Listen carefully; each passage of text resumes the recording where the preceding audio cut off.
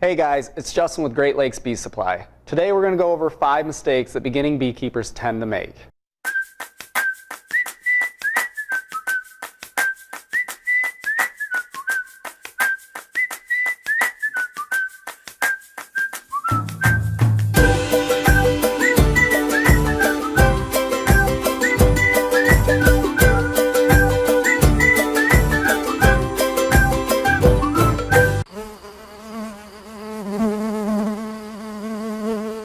Number 5, not properly suiting up.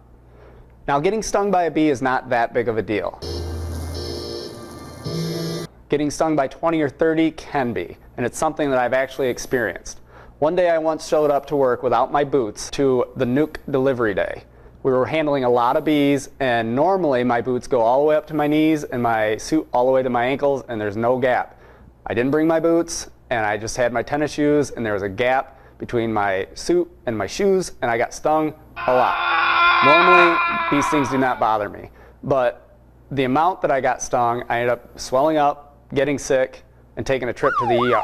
So it's something that shouldn't have happened, and as a beginning beekeeper, if you took the advice of always properly suiting up, the better safe than sorry method, it'll do you a lot of good. Number 4, not checking your bees.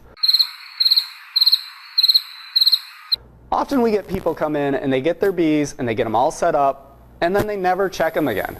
So then they come in and they want to know, well, what happened to my bees? Well, they either got too big and flew away or something happened and they all died. You've got to get into your beehive early and often if you're a beginning beekeeper because A, that's how you learn. You learn a lot from getting in there. 2, you need to pay attention as to the size of the colony and whether or not you need to add another deep or frames. And 2, to see if there's any kind of pest or disease that needs to be eradicated. If you're not getting into it, you're not knowing what's going on, and that's always bad, bad, bad. Number 3, not feeding your bees. Bees are living organisms that need food and water, and sometimes that's not readily available. We recommend feeding them sugar water in the spring and the fall to a ratio of 1:1 in the spring and 2:1 in the fall. You can also feed them sugar blocks throughout the winter. You don't want your bees to starve. Number 2, procrastinating. This is something that I've actually done. Don't wait till the cold snap comes in and you're not ready for it. If it's getting close to fall, get them bundled up and don't take the chance. My first year I actually waited and I was dilly-dallying and a cold snap came in that I wasn't ready for and I was unable to get them boxed up in time and they froze. That was my big mistake my rookie year.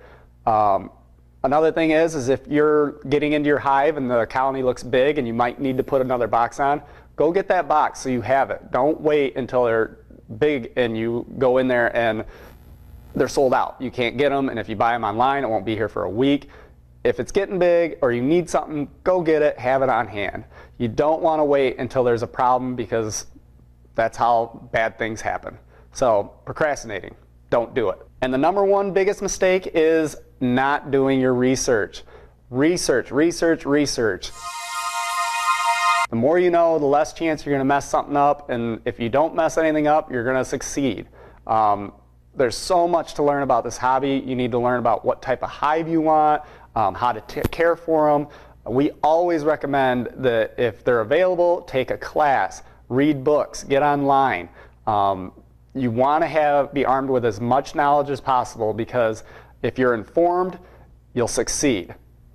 Bonus mistake.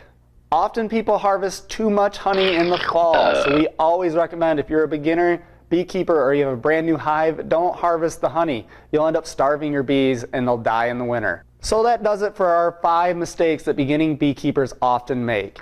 If you liked or enjoyed this video, please like and subscribe, and thanks for watching.